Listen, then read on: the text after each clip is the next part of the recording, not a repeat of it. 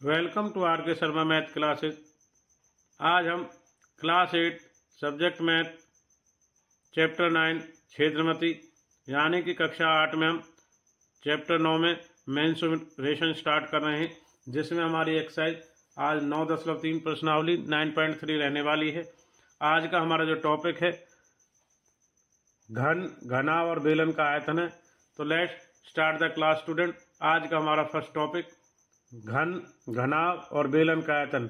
घन मीन्स यानी कि क्यूब, घनाव मीन्स क्यूबाइड और बेलन मीन्स सिलेंडर का वॉल्यूम। तो हम यहाँ पे फाइंड आउट करेंगे घन, घनाव और बेलन का आयतन वॉल्यूम। तो इसकी एक परिभाषा बताते हैं। एक त्रिविमीय यानी कि 3D वस्तु द्वारा घिरी हुई जगह का आयतन उसका आयतन कहलाता है। तो यहाँ नोट करेंगे आयतन के बारे में। आप अपने आसपास की वस्तुओं का आयतन की तुलना करने का प्रयत्न कीजिए। उदाहरण से किसी कमरे के अंदर रखी हुई अलमारी की तुलना कमरे का आयतन अधिक होगा। इस प्रकार किसी आपके पेंसिल बॉक्स का आयतन इसके अंदर रखे पेन और मिटाने की रबर का आयतन अधिक होगा। क्या आप इनमें किसी वस्तु का आयतन माप सकते हैं? स्मरण कीजिए, याद कीजिए, हम किसी का क्षेत्रफल जब निकालते हैं क्षेत्रफल को, तो ज्ञात करने के लिए वर्ग इकाई यानी कि उसकी इकाई किस में रखते हैं? वर्ग इकाई में। वर्ग इकाई में निकालते हैं। और जब हम ठोस का आयतन निकालते हैं तो उसकी जो इकाई है घन इकाई होती है। ये ध्यान रखेंगे। जब क्षेत्रफल निकाला था हमने अब तक, तो उसकी जो इकाई थी वो कितनी निकाली थी हमने? यहाँ से वर्ग इकाई, और यहाँ से निकाला घन। तो आयतन इसकी क्षेत्रफल की जो इकाई होती है यूनिट वर्ग होती है, वर्ग सेंटीमीटर या वर्ग मीटर। और आयतन की जो इकाई होती है यूनिट होती है वो घन सेंटीमीटर या घन मीटर होती है। क्योंकि घन सबसे अधिक सुविधाजनक ठोस आकार का है, ठीक उसी प्रकार जैसे कि क्षेत्रफल मापने के लिए वर्ग सबसे अधिक। आगे बढ़ते हैं इसी में एक्सरसाइज 9.3 में आयतन को समझाते हैं। तो यहाँ पर देखते हैं कि क्षेत्रफल मापने के लिए वर्ग सबसे अधिक सुविधाजनक है, तो वर्ग इकाइयों का विभाजित करते हैं। इसी प्रकार ठोस आयतन को ज्ञात करने के लिए हम ठोस घन इकाइयों का विभाजित करने की आवश्यकता होती है। तो देखा कि आपने जाना कि आयतन की जो यूनिट है इकाई घन सेंटीमीटर घन मीटर होती है, और क्षेत्रफल की जो यूनिट होती थी जो हमने 9.2 में कराई है वो वर्ग सेंटीमीटर और घन वर्ग मीटर होती थी या वर्ग सेंटीमीटर। तो आयतन की यूनिट के बारे में जाना जो वर्ग इकाई के स्थान पर घन होती है, ये ध्यान रखेंगे, घन सेंटीमीटर या घन मीटर। तो आगे बढ़ते हैं इसमें। तो यहाँ देखेंगे ठोसों के प्रत्येक आयतन 8 घन इकाई है। आकृति 9.8 में।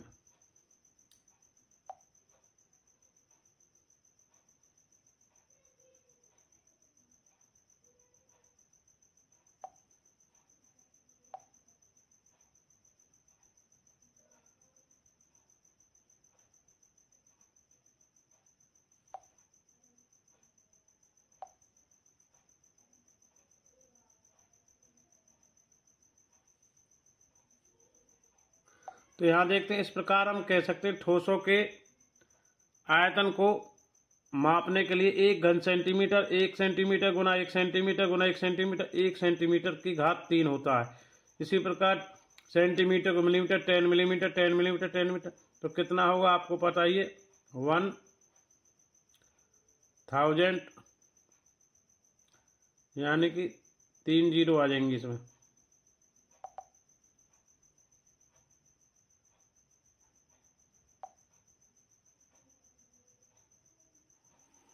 तीन जीरो आ जाएंगे इस प्रकार। इसी प्रकार एक घन मीटर में 1 मीटर में कितना 100 गुना, ठीक है। तो यहाँ पे करेंगे हम 1 घन मीटर को, तो सेंटीमीटर को चेंज करेंगे तो 100 गुना 100 गुना 100। तो 1 मीटर को चेंज करने के लिए हमें कितने लगाना पड़ेगा? 100। तो 1 के लिए आएगा 100 गुना 100 गुना 100 गुना सेंटीमीटर चेंज करने के लिए। इसी प्रकार एक घन के लिए मिलीमीटर के लिए करेंगे हम, तो इस प्रकार इसको पूरा करेंगे। तो घनाभ घन बेलन आयतन, घनाभ घन बेलन का आयतन करने के लिए कुछ व्यंजक सूत्र हैं, उन पे हम चर्चा करते हैं आगे। पहले लेते हैं घनाभ। तो यहाँ से हमने जाना आयतन घन के लिए सेंटीमीटर इस प्रकार प्रयोग होता है। तो आगे चलते हैं घनाभ के बारे में।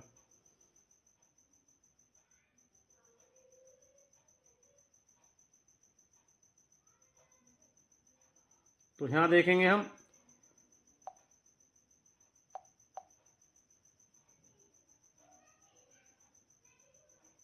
तो जो घनाभ की सूत्र होता है लंबाई वॉल्यूम ऑफ क्यूबाइड, लंबाई गुना चौड़ाई गुना ऊंचाई, ये आयतन होता है घनाभ। घनाभ का आयतन होता है लंबाई गुना चौड़ाई गुना ऊंचाई। तो आगे बढ़ते हैं इसमें।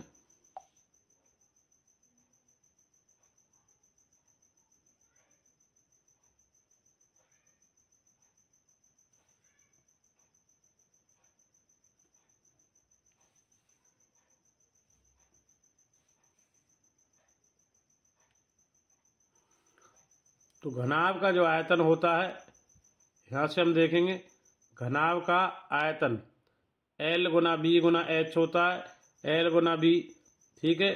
आधार का क्षेत्रफल होता है इसका, घनाभ का आयतन हो गया आधार का क्षेत्रफल गुना में ऊंचाई, यानी कि लंबाई गुना चौड़ाई गुना ऊंचाई।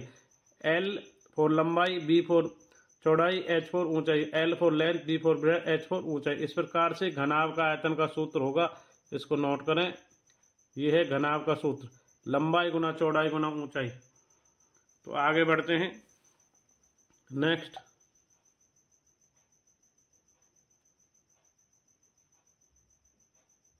यहां पर जानेंगे घन यानी कि क्यूब। घन यानी कि जो उसकी लंबाई चौड़ाई ऊंचाई है वो तीनों बराबर होती हैं घन में। L गुना L गुना L यानी कि भुजा की 3, ये घन का सूत्र होता है, इसको आप नोट करेंगे। घन का आयतन होता है तीनों भुजाओं की गुना करके उसकी घात 3 हो जाती है। L गुना L गुना L, L की 3। आगे बढ़ते हैं।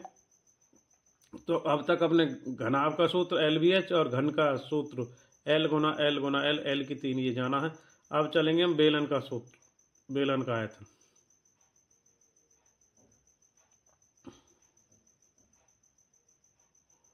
तो बेलन के आयतन को जानते हैं।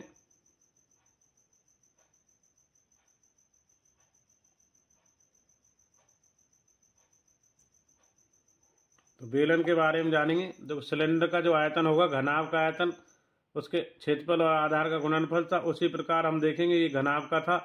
घनाभ का आयतन क्या था हमारा, लंबाई गुना चौड़ाई गुना ऊंचाई, LBH। अब बेलन का आयतन जानेंगे। तो देखो ये बेलन होता है, बेलन की H होती है, ये H, और उसमें यहाँ उसके व्यास में एक त्रिज्या होती है R। ये यहाँ से यहाँ तक क्या होगी इसकी R। तो इसलिए आधार का जो क्षेत्रफल लगता है वो वृत्त का क्षेत्रफल होता है। तो पाई R स्क्वायर गुना में H। तो बेलन का जो सूत्र होगा वो क्या होगा, पाई R स्क्वायर H, और घनाभ का होगा LBH।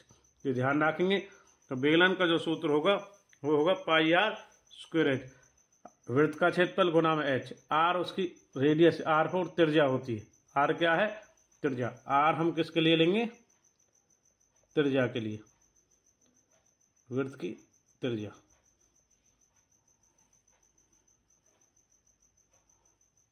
आगे बढ़ते हैं। इसमें हमने घन का, घनाभ का और बेलन का, तीनों के आयतन का सूत्र बता दिया है आपको।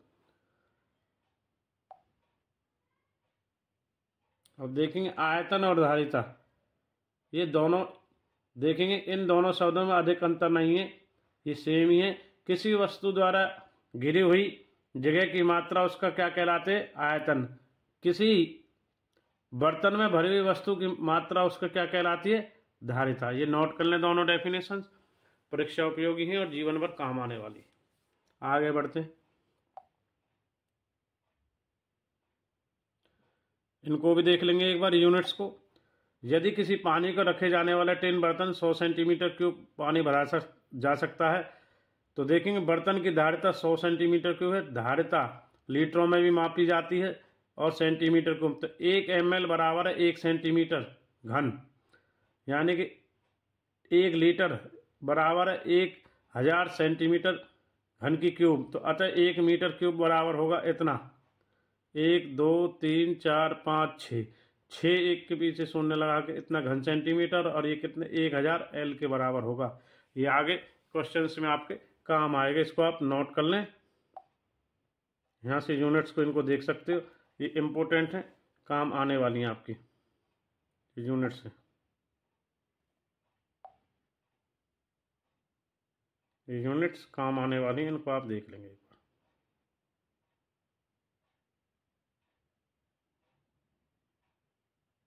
इसको नोट कर लें यहाँ।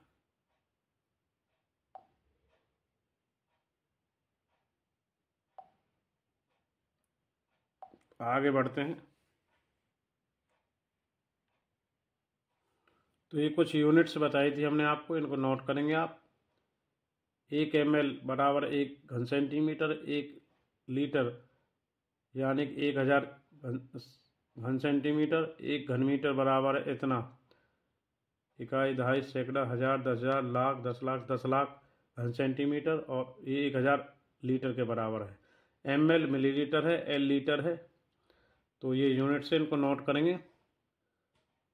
उदाहरण 8 एक्सरसाइज 9.3 में, उदाहरण 8, एक ऐसे घनाभ की ऊंचाई ज्ञात कीजिए जिसका आयतन 275 घन सेंटीमीटर है और आधार का क्षेत्रफल 25 सेंटीमीटर स्क्वायर दिया है। घनाभ का आयतन आपको पता है, आधार का क्षेत्रफल लंबाई गुना चौड़ाई गुना में ऊंचाई। घनाभ की ऊंचाई, घनाभ का आयतन जो है उसके नीचे आधार का क्या आ जाएगा, क्षेत्रफल यहाँ आ जाएगा ये इधर, और ऊंचाई निकल जाएगी। तो आयतन हमें क्षेत्रफल दिया था 25, तो 25 से 275 को भाग कर देंगे, ये आ जाएगा हमारा 11 सेंटीमीटर। इस प्रकार घनाभ की ऊंचाई आ गई 11 सेंटीमीटर। आगे बढ़ते हैं उदाहरण 9 की ओर। इसमें हम यहाँ देखते हैं, एक घनाभकार गोदाम जिसकी ऊंचाई 60 सेंटीमीटर गुना में 40 मीटर गुना में 30 मीटर है के अंदर घनाभकार डिब्बे रखे जा सकते हैं। एक डिब्बे का आयतन यहाँ पर हमें 0.8 मीटर की घात 3 यानी घन मीटर दिया है। तो एक डिब्बे का आयतन 0.8 घन मीटर है। तो गोदाम का आयतन 60 गुना 40 गुना 30 यानी 72,000 घन मीटर है। तो आगे बढ़ते हैं उदाहरण 9 में।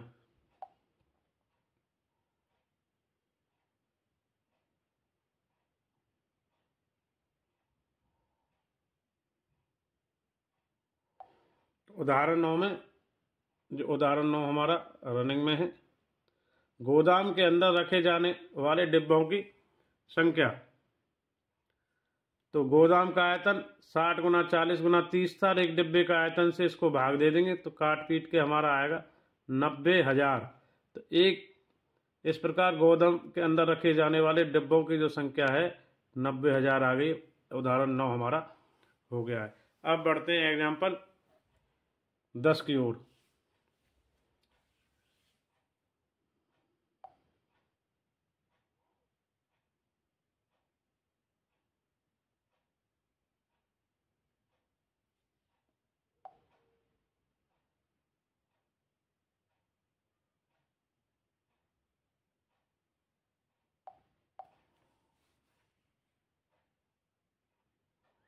उदाहरण 10 इस प्रकार है, 14 सेंटीमीटर चौड़ाई वाले एक आयताकार कागज की चौड़ाई के अनुदिश काटकर 20 सेंटीमीटर त्रिज्या वाला एक बेलन बनाया जाता है। बेलन का आयतन यानी पाई का मान हमें 22/7 लेना है। तो देखेंगे कागज की चौड़ाई के अनुदिश मोड़कर बेलन का निर्माण किया गया है। इस कागज की चौड़ाई बेलन की ऊंचाई होगी, बेलन की त्रिज्या 20 सेंटीमीटर होगी। बेलन है जो 14 सेंटीमीटर ऊंचाई है ये h, और ये इसकी आर हमें उसकी आर दे रखी है त्रिज्या 20 सेंटीमीटर। तो बेलन की h ऊंचाई 14 सेंटीमीटर है, बेलन की त्रिज्या आर 20 सेंटीमीटर, बेलन का आयतन V4 वॉल्यूम, V जो आता है V4 वॉल्यूम आयतन के लिए आता है, उसका सूत्र है बेलन का πr²h, पाई का मान 22/7, आर 2 बार है तो 20 20 गुना 20 और 14, 7 से इसको काट देंगे 2 बार तो हमारा आएगा 22 दूनी 44 गुना में 4 और गुना में फिर 2 जीरो, तो ये आया 44 से 4 176 और 2 जीरो पीछे 17,600 घन सेंटीमीटर। अतः बेलन का आयतन 17,000 घन सेंटीमीटर है। ये उदाहरण 10 हमारा कंप्लीट हो गया है। आगे बढ़ रहे हैं उदाहरण 11 की ओर।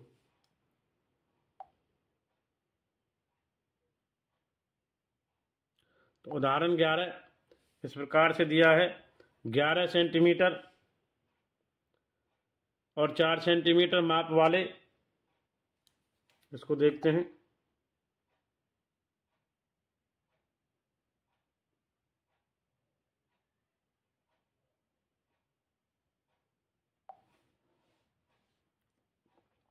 उदाहरण 11 सेंटीमीटर गुना में 4 सेंटीमीटर माप वाले एक आयताकार, यानी कि लंबाई चौड़ाई हो गई, आयताकार टुकड़े के बिना अतिव्यापन किए मोड़कर एक 4 सेंटीमीटर ऊंचा बेलन बनाया गया। बेलन का आयतन, तो कागज की लंबाई बेलन की आधार के परिधि है, चौड़ाई ऊंचाई बन जाती है। तो बेलन की त्रिज्या आर मान लेते हैं, जैसे ऊंचाई को एच, तो बेलन के आधार के परिधि होती है 2 पाई आर, वृत्त की जो परिधि होती है वो दे दी हमें 11 हो गई, क्योंकि उसने कहा बेलन की आधार की परिधि जो बन जाती है चौड़ाई ऊंचाई में, तो 2 पाई आर यानी 2 22/7 आर गुना 11, नहीं गुना में आर और टोटल 11 के बराबर रख दिया हमने, क्योंकि जो कागज की लंबाई बेलन के आधार की त्रिज्या बन जाती है।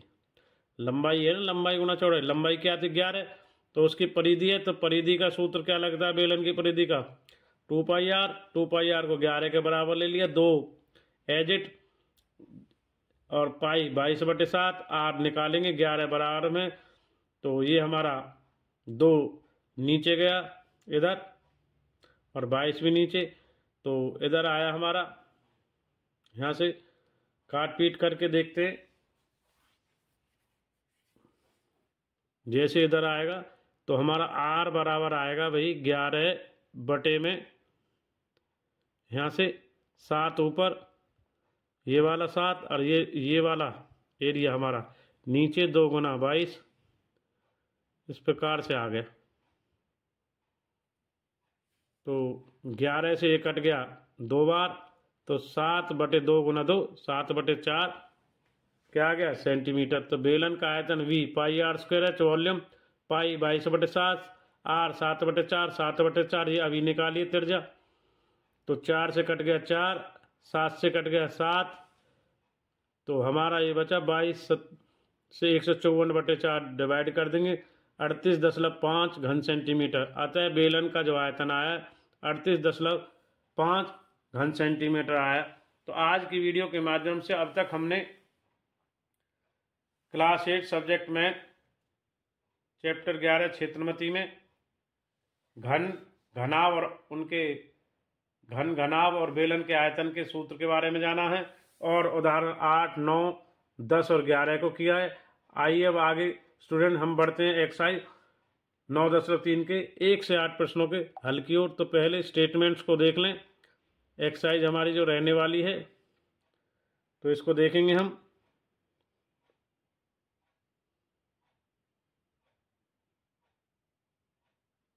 ये एक्सरसाइज 9.3 का पहला प्रश्न है, इसको आप नोट करेंगे। आगे हम और भी बचे हुए 2 से 7 क्वेश्चन और दिखाते हैं। ये पहला प्रश्न है एक्सरसाइज का। आगे बढ़ते हैं।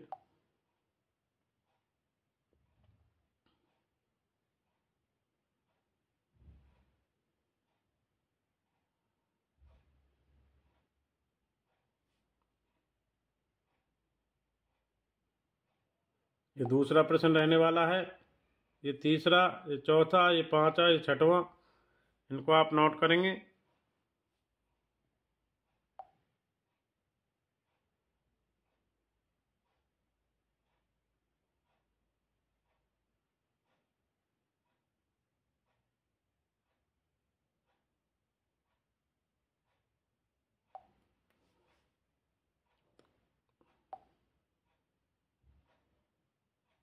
दूसरा, तीसरा, चौथा, पांचवा, छठवां और ये 7वां और 8वां, इस प्रकार हमारे आपके सामने ये प्रश्न रहने वाले।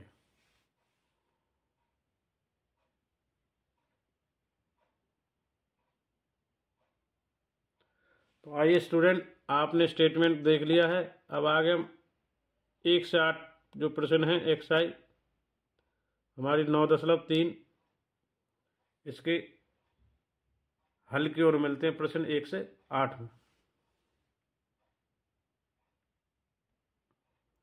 एक्सरसाइज 9.3 अध्याय 9 क्षेत्रमति कक्षा 8 में पहला प्रश्न इस प्रकार है। आपको एक बेलनाकार टैंक दिया है जैसा कि आकृति में दिखा रहे हैं। निम्नलिखित में से किस स्थिति में आपका पृष्ठीय क्षेत्रफल ज्ञात करेंगे, किस स्थिति में आयतन। तो यह ज्ञात करने के लिए इसमें कितना पानी रखा जा सकता है।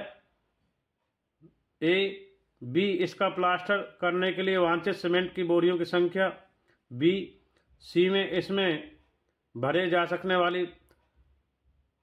वाले छोटे टैंकों की संख्या। तो सबसे पहले देखेंगे जो ए है यह ज्ञात करने के लिए हमें इसमें कितना पानी रखा जा सकता है। तो उसमें आएगा ए आयतन, और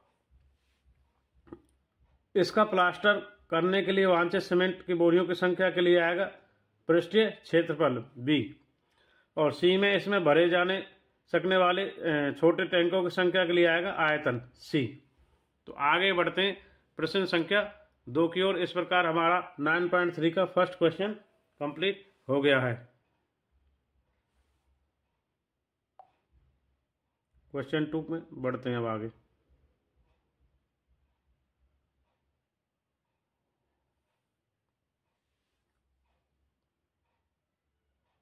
क्वेश्चन 2 को देखते हैं इस प्रकार। पहला क्वेश्चन होने के बाद दूसरा प्रश्न इस प्रकार है।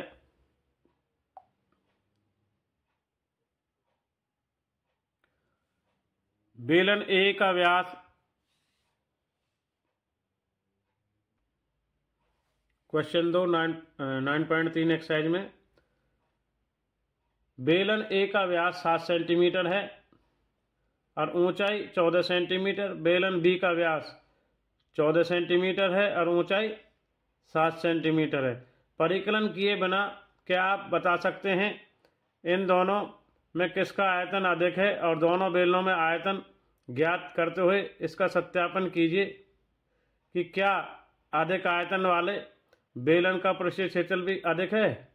तो देखेंगे इसमें हम, जैसा कि आप आकृतियों में देख रहे हैं कि ये 7 सेंटीमीटर है इसका व्यास पहले बेलन का, और ऊंचाई 14 है।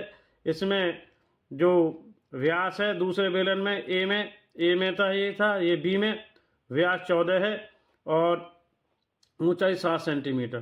तो ए की आकृति है बी की, तो हाँ बेलन बी का आयतन अधिक होगा क्योंकि उसकी त्रिज्या, बेलन ए का व्यास 7 सेंटीमीटर है, बेलन ए की त्रिज्या 7/2, तो बेलन ए की ऊंचाई 14, तो बेलन ए का आयतन पाई आर स्क्वायर एच, पाई का मान 22/7 और ये 7/2 त्रिज्या उसकी, फिर 7/2 2 बार है और 14।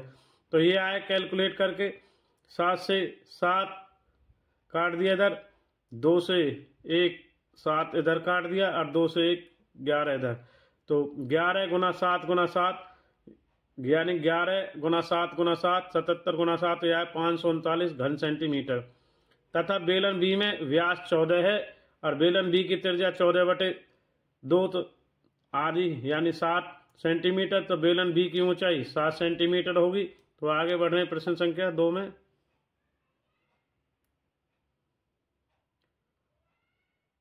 तो प्रश्न 2 में देख रहे हैं बेलन ए का आयतन पाई आर स्क्वायर एच, तो पाई का मान 22/7, आर 7 गुना 7 गुना 7, एच भी 7 है। तो कैलकुलेट करेंगे 7 गुना 7, तो ये 22 गुना में 7 गुना में 7, ये आएगा 1078 घन सेंटीमीटर। तो बेलन का कुल पृष्ठीय क्षेत्रफल पाई आर, और यहाँ से इधर पाई आर 2h + r, ये ऊपर से खुला हुआ है इसलिए ये सूत्र लगाया गया है। तो इसमें देखेंगे यहाँ पे पाई 22/7, आर 7/2, 2 गुना h गुना 14, आर 7 + 2। तो कैलकुलेट करा है 7 से 7 काट दिया, 2 से ये 11, यहाँ तो 11 गुना अंदर 14 दूनी 28 जमा 7/2। तो ये कैलकुलेट करके आए, यहाँ से 2 से एलसीएम लेंगे, 2 से 28 56, 56 और 7 इधर 63/2। तो ये आया हमारा 11 गुना में 63/2, 2 से भाग तो 346.5 सेंटीमीटर स्क्वायर। तो बेलन बी का कुल पृष्ठीय क्षेत्रफल 2πr और 2h जमा r। तो यह ऊपर से खुला हुआ है। आगे तो यहाँ देखते हैं 22/7 गुना 7, तो 2 गुना 7 जमा 7, r यहाँ पे 7 है, 2 गुना h यहाँ 7 और r, तो 7 से 7 कट गया। तो इधर 22 और 7 दूनी 14 और 7 21 की गुना करेंगे तो 462 सेंटीमीटर स्क्वायर। तो हाँ, अधिक आयतन वाले बेलन का वक्र क्षेत्रफल क्या होगा? अधिक होगा। इस प्रकार दूसरा प्रश्न 9.3 में हमारा कंप्लीट हो गया। आगे बढ़ते प्रश्न संख्या 3 की ओर।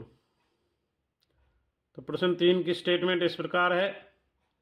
एक्सरसाइज 9.3 में एक ऐसे घनाभ की ऊंचाई ज्ञात कीजिए जिसके आधार का क्षेत्रफल 180 सेंटीमीटर स्क्वायर और इसका आयतन 900 घन सेंटीमीटर स्क्वायर है। 900 घन सेंटीमीटर है कि ये क्षेत्रफल है तो स्क्वायर में, आयतन है तो घन सेंटीमीटर में है। तो आगे बढ़ते हैं प्रश्न संख्या 3 में 9.3 का तीसरा प्रश्न। तो तीसरा प्रश्न इस प्रकार रहेगा।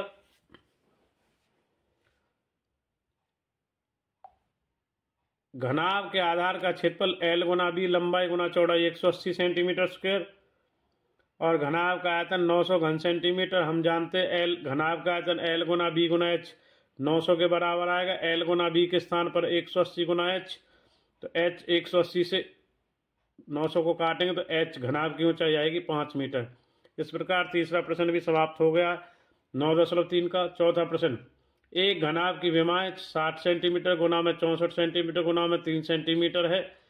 इस घनाभ के अंदर 6 सेंटीमीटर भुजा वाले कितने घन रखे जा सकते हैं? तो आइए, घनाभ की लंबाई L 60 मीटर, घनाभ की B चौड़ाई 54 सेंटीमीटर, घनाभ की ऊंचाई H 30 सेंटीमीटर, घनाभ का आयतन L गुना B गुना H 60 गुना 54 गुना में 30 सेंटीमीटर क्यूब। तो घन का आयतन साइड छेदी हुई है 6 गुना 6 गुना 6। तो छोटे घनों की संख्या यानी घनाभ के आयतन को घन के आयतन से भाग, तो 60 गुना 54 गुना 30/6 गुना 6, तो काट पीट करके आया हमारा 450। तो अतः घनाभ के अंदर 450 छोटे घन रखे जा सकते हैं। तो ये कैसे आया? 6 से काटा है 1 10 और 6 से काटा है 1 9 और 6 से फिर 30 को काटा 1 5। तो 10 से 9 90 या 5 से 45 45 गुना 10 कितना आ गया आपका? 450 450। इस प्रकार हमारा घनाभ के अंदर जो छोटे कितने घने रखे जा सकते हैं? 450 छोटे घन रखे जा सकते हैं। क्वेश्चन नंबर 4 भी कंप्लीट हो गया है। आगे बढ़ रहे हैं प्रश्न संख्या 5 9.3 में।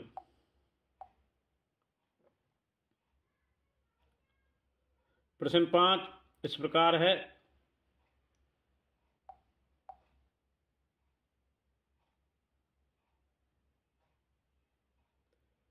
प्रश्न 5 देखते हैं। एक ऐसे बेलन की ऊंचाई ज्ञात कीजिए जिसका आयतन 1.54 घन मीटर है, जिसके आधार का व्यास 140 सेंटीमीटर। तो बेलन का आयतन 1.54 घन मीटर, बेलन का आधार का व्यास 140 सेंटीमीटर। तो बेलन की त्रिज्या r d/2 होगी यानी व्यास बटे 2, तो 140/2 तो 70 आया काट के इसको। तो πr² h निकालना है। बेलन का आयतन हमें पहले दिया है 1.54, तो यहाँ से हमें ऊंचाई निकालनी थी बेलन में h। तो पाई 22/7 r, यहाँ से हम तो 70 को मीटर में बदलेंगे तो 100 इसके बटे में करेंगे, 70 बटे में, तो ये आएगा 0.7 मीटर। तो इसलिए 0.7 तो h हमारा आएगा 7 ऊपर 154 के साथ गुना हो जाएगा, इधर आर पार की गुना 22 और 0.7 नीचे आ जाएगा। तो h निकालेंगे तो इसका 154, इसका 100 आया, 2 दशमलव हटे, इस 7 का 1 10, इस 7 का 1 10, इस 7 का फिर 1 10। तो अब इसको बैलेंस करते हैं, 22 7 154, तो ये कट गया। और इस 100 से ये 100 कट गया, और इस 7 से ये 7 कट गया, तो 1 मीटर। तो अतः बेलन की जो ऊंचाई है, बेलन की ऊंचाई 1 मीटर आएगा। तो इस प्रकार हमारा 5वां प्रश्न भी समाप्त हो गया है। आगे बढ़ते हैं प्रश्न संख्या 6 की ओर। प्रश्न 6 इस प्रकार है, यहां पर देखेंगे हम, एक दूध का टैंक बेलन के आकार का है जिसकी त्रिज्या 1.5 मीटर और लंबाई 7 मीटर है। इस टैंक में भरे जाने सकने वाले दूध की मात्रा लीटर में, यानी आयतन निकालना है इसका। तो देखेंगे बेलनाकार टैंकर की जो त्रिज्या है r 1.5 मीटर है, रेडियस बेलन के टैंकर की ऊंचाई h 7 है। तो सूत्र बेलन के टैंक का आयतन पाई r स्क्वायर, पाई का मान 22/7, r 1.5 1.5 दो बार आएगा गुना में, क्योंकि r स्क्वायर है। h 7 जो कैलकुलेट करके आया 49.5 सेंटीमीटर क्यूब। अब ये सेंटीमीटर क्यूब है, तो 49.5 सेंटीमीटर क्यूब को 1000 लीटर से, यानी 1 मीटर क्यूब में 1000 लीटर से गुना करेंगे तो ये आएगा 49,500 लीटर। तो अतः टैंक के भरे दूध की मात्रा होगी 49,500 लीटर। तो क्वेश्चन 6 9.3 में कंप्लीट हो गया। अब बढ़ते हैं प्रश्न संख्या 7 की ओर। प्रश्न 7 का स्टेटमेंट नोट करेंगे। यदि किसी घन के प्रत्येक किनारे को दोगुना कर दिया जाए तो पहला भाग, यदि इसके पृष्ठीय क्षेत्रफल में कितने गुना वृद्धि होगी, दूसरा भाग इसके आयतन में कितने गुना वृद्धि होगी। स्टेटमेंट नोट करें। आगे बढ़ते प्रश्न संख्या 7 के हल की ओर।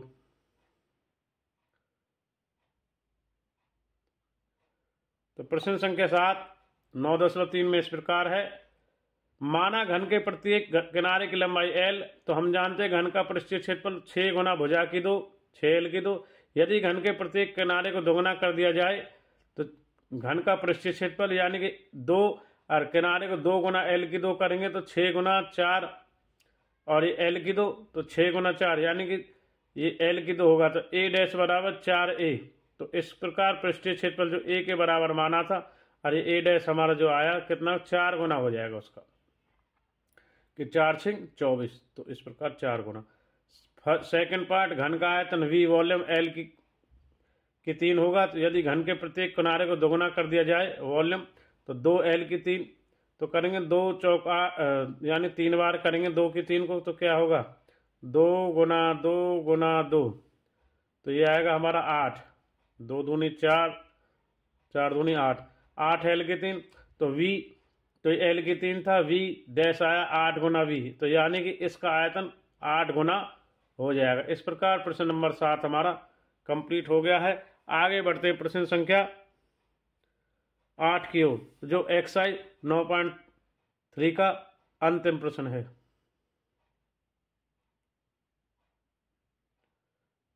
एक्सरसाइज 9.3 का 8वां प्रश्न इस प्रकार है, एक कुंड के अंदर 60 लीटर प्रति मिनट की दर से पानी गिर रहा है।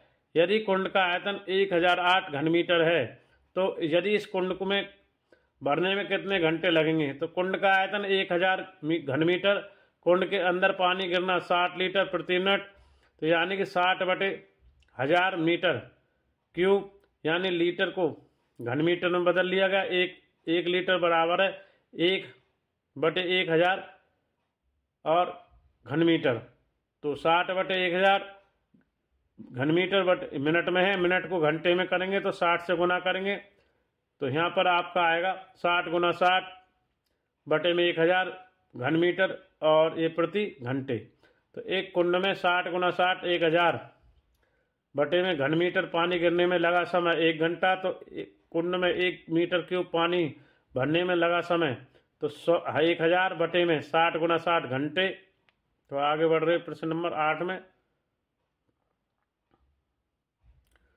तो यहाँ से देखेंगे 108 घन मीटर पानी भरने में लगा समय, 108 गुना में 1000, 60 गुना 60, तो काट पीट करके आएगा हमारा 1 0 से 1 0, 2 0 ये कट गया, तो 36 तिया 6 6 36, 36 तिया 160, 30 गुना में 10, 30 घंटे। तो अतः इस कुंड को इस कुंड को जो भरने में लग रहा है समय 30 घंटे लग रहे हैं। तो इस प्रकार प्रश्न 8 भी हमारा कंप्लीट हो गया है।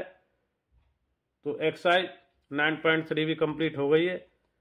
तो आज की वीडियो के माध्यम से हमने कक्षा 8 सब्जेक्ट मैथ चैप्टर 9 क्षेत्रमति एक्सरसाइज 9.3 में घन, घनाभ और बेलन के आयतन के बारे में जाना। और इसमें हमने उदाहरण 8, 9, 10 और 11 को किया है। साथ ही एक्सरसाइज 9.3 1 से 8 प्रश्न किए हैं। और ये हमारा चैप्टर 9 क्षेत्रमति अब समाप्त हो गया। Thanks for watching RK Sharma math classes. इसी प्रकार नेक्स्ट वीडियो में मिलते रहेंगे। थैंक्स और धन्यवाद सभी स्टूडेंट्स का।